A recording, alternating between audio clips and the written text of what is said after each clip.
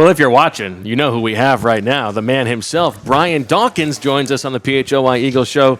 Doc, first of all, what a beautiful day we got for this event. Absolutely gorgeous day. And now I've been getting weather reports for the last couple of weeks. Okay. It wasn't as sunny and dry, and so we moved into the right space of time. And I like the outfits today. Yes. What I wouldn't give to see Zach in one of these.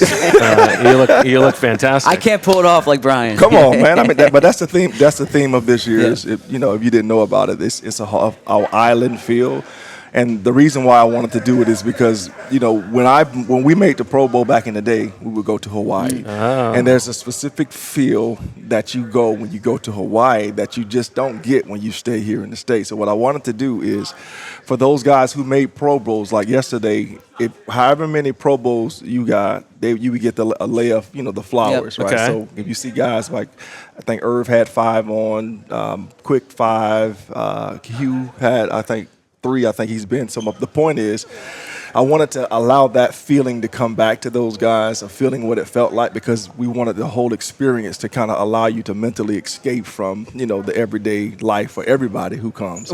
And that's why the shirt this morning. Well, I love that, but hold on. How many did you get? Yeah, I was about to say. Yeah, so 9. Because this is like a nice way for you to be like, welcome to my tournament. By the way, I got 9 lays here. How many do you got? Yes. And I couldn't wear them. Like, it was like, I have too many to wear. Yeah, it was pushed up all on my face.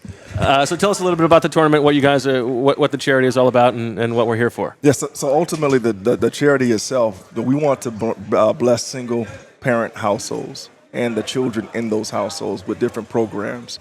And those programs are to allow them to then have life experiences that could potentially change the trajectory of how they view themselves outside of not just in the community, but because we now have done these things through our programs, that they then want to go after life from a different place of hope. Because there's so much power and hope to be able to bless people who are striving and wanting to do more.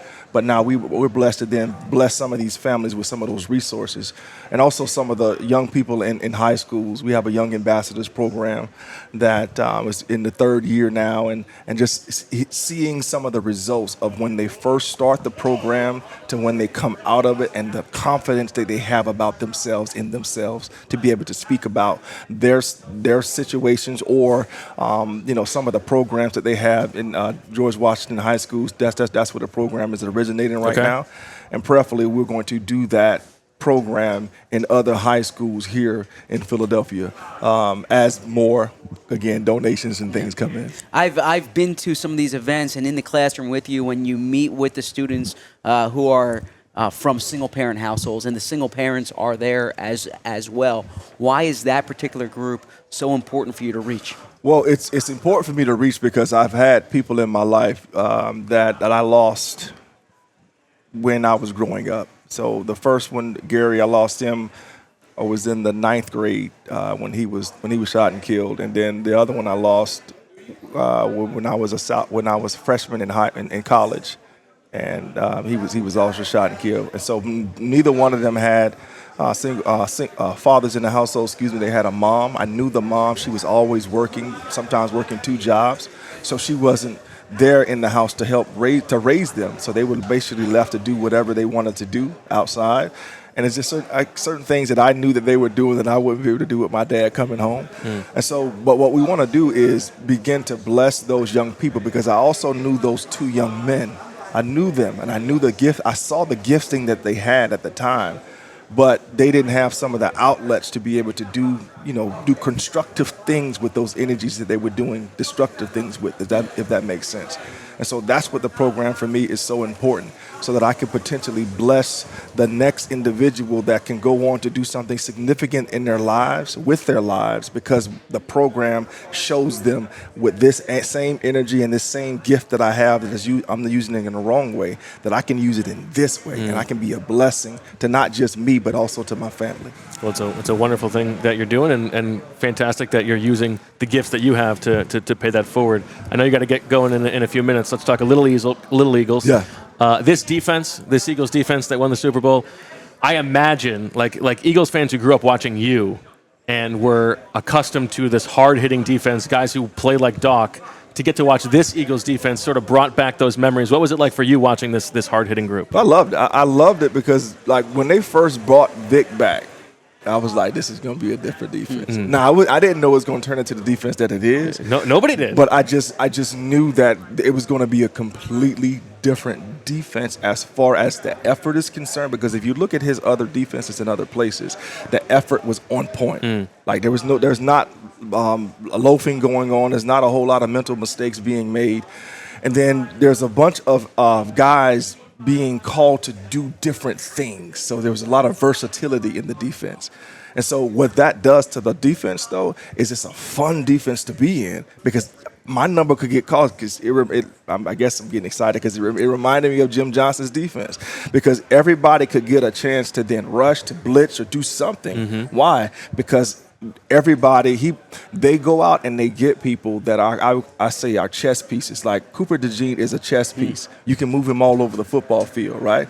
Middle linebacker, Avon, right? He's a chess piece. He can rush. He's a middle linebacker, but he can drop in coverage. So when you have chess pieces, now the offense, they don't know who's going to be doing what.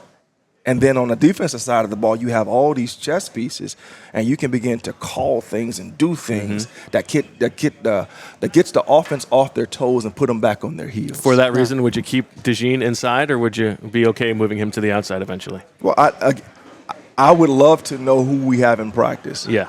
If I'm watching practice and watching film, I can give you a more astute answer. But right now, I don't know what they have. I'm not watching practice film. Sure. I won't be watching practice film, so I don't know what those guys on the outside can do. If those guys on the outside can hold up, and I'm not saying hold up to be like Slay was doing, right? They don't need to be that elevated right off the bat. But if they can hold up and then they can, do a good job, then I would keep him in the slot. I would keep him where he is because a lot of times, especially with like the Patriots offense, when they were doing their thing, they wanted to put West and those guys in the slot. Why? Because they're going against linebackers or they're going against individuals that it's going to be hard to cover because it's a two-way go on the slot. But when you have a confident cornerback that you have in Cooper with the skills that he has, then he can then match up easily with those guys on a consistent basis. So I would keep him in the slot unless you have to put him outside. That would be my last resort is to put him back outside. Him outside. Now, enough time has passed that not every safety is compared to you anymore. But when there's a safety taken in the second round who spent 3 years at Clemson, you invariably hear about Brian Dawkins. So Drew Makuba, how familiar are you with his game from those 3 years at Clemson, and what can Eagles fans expect from him? I don't watch film to be able to kind of give you an astute answer about what he can do. But I always caution and pause people. Just like don't compare them to me. It took me 16 years to be me, right? So it took me a lifetime to be me. So and they're not me. They're going to let them be themselves. Let them and their talent come in and shine and have a hopefully a very good career. Don't compare them to me. But on that front, for a rookie safety coming into this defense, what do you think are the top priorities for that player to get up to speed?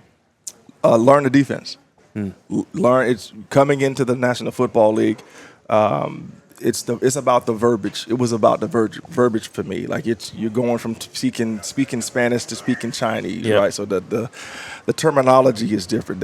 Some of the coverages are the same because colleges are more apt at playing more coverages than we used to back in the day. But it's just that verbiage and then the speed of the game.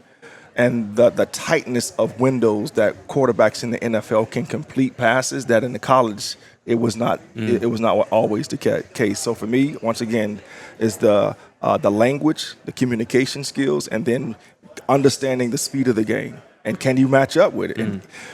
And when you do get beat, what do you do? How do you respond to that?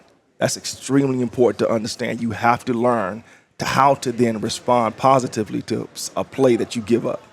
And then last one for me, which player is going to be most exciting, or I guess the best one out there today? Who are the best golfer? The golfers here, I guess, who are they most excited to see?